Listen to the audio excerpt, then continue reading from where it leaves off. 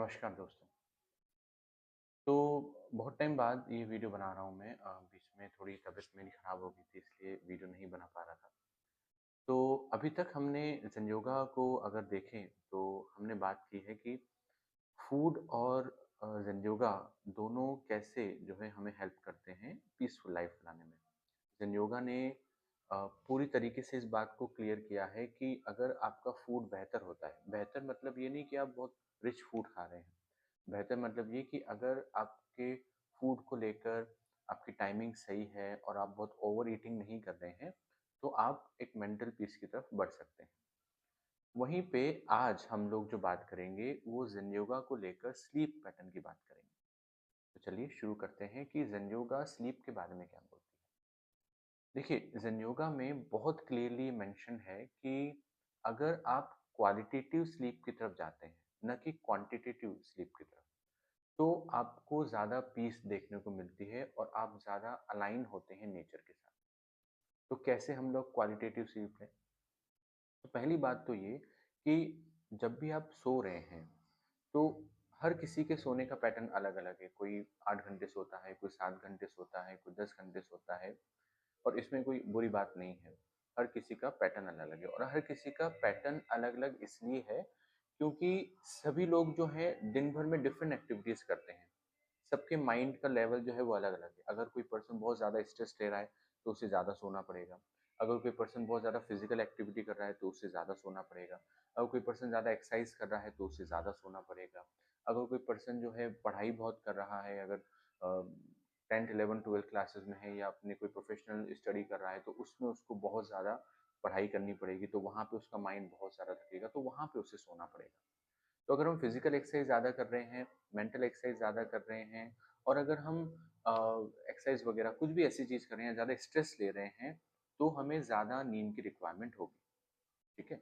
तो पहली बात तो ये कि अगर आप और इसी तरीके से आपको फूड की रिक्वायरमेंट भी उस हिसाब से होती है। अगर आप फिजिकल, मेंटल ज़्यादा एक्सरसाइज करते हैं, तो आपको फूड की रिक्वायरमेंट भी ज़्यादा होगी। तो अगर आप ज़्यादा फूड खा रहे हैं या ज़्यादा सो रहे हैं, तो इससे कोई बुरी बात नहीं है। आपको बस अपने पैटर्न को समझने की ज़रूरत है।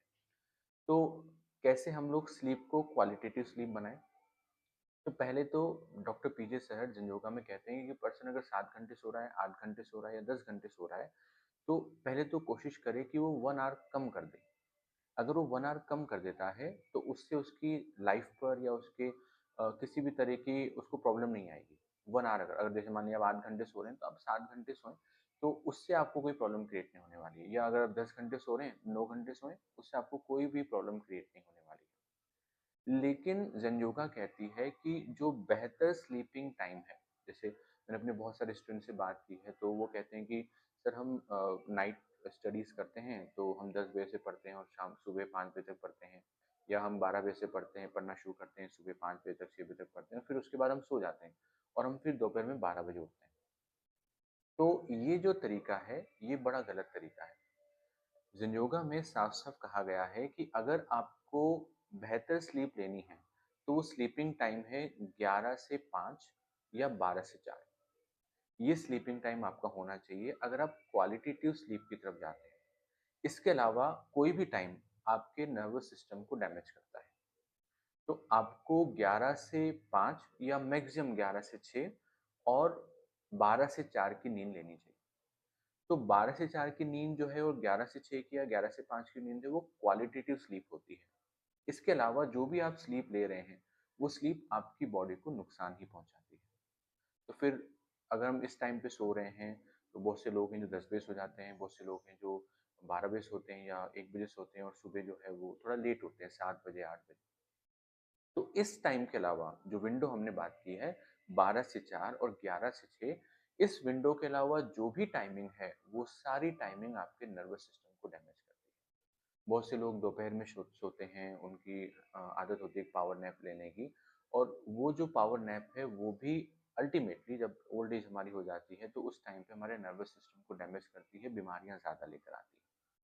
तो बेहतर टाइमिंग जो क्वालिटेटिव आपका टाइम है स्लीप का, वो तो है 12 से 4 या 11 से 5। ये टाइमिंग ज़ेन योगा में लिखा हुआ है कि आपके ऑरा को भी चेंज करती है। बट ये ऑरा वाली बात एकदम अलग है, अभी इसकी बात ना करें। हम बस ऐसी स्लीप पैटर्न में जाएँ जहाँ पर हमें मेंटल पीस मिल पाए।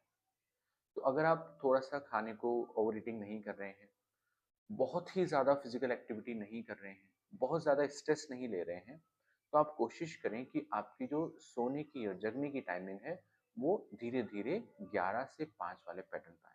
आप एकदम से 12 से 4 या 12 से 5 वाले पैटर्न पे ना जाएँ, या 11 से 5 वाले पैटर्न पे ना जाएँ। आप धीरे-धीरे, ज़ेन योगा कहती है कि बहुत स्लोली आप जो हैं ये चेंजेस लाएँ।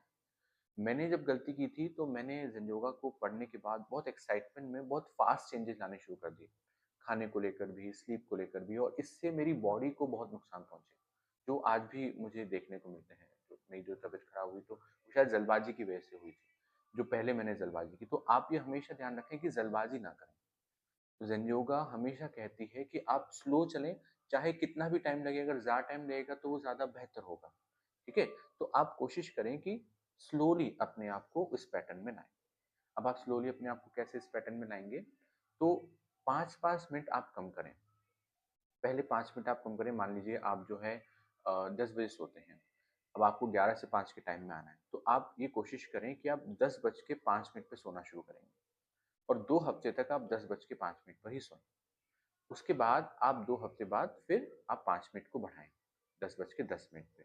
ऐसे करते-करते आप धीरे-धीरे अपनी इस टाइमिंग को बढ़ाते जाएँ, और मॉर्निंग में जो आप उठते हैं, उस टाइमिंग को में भी आप, जैसे मान लीजिए आप 6 बजे उठते हैं या 7 बजे उठते हैं, तो आप मॉर्निंग में उठने का समय 1 पहले 2 हफ्ते 6 बज के 55 मिनट पे उठें, उसके बाद फिर 2 हफ्ते 6 बज के, मतलब जो भी आपका टाइमिंग है उस टाइम भी, जैसे 45 मिनट्स पे उठ सकते हैं। ऐसे 10 मिनट आप धीरे-धीरे कम करते हैं।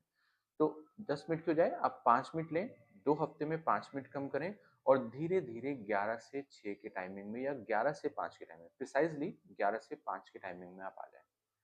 इसमें हो सकता है आपको 6 महीने लग जाएँ, साल भर लग जाएँ, 2 साल लग जाएँ, 3 साल लग जाएँ, इसमें कोई भी जल्दबाज़ी की रिक्वायरमेंट नहीं है।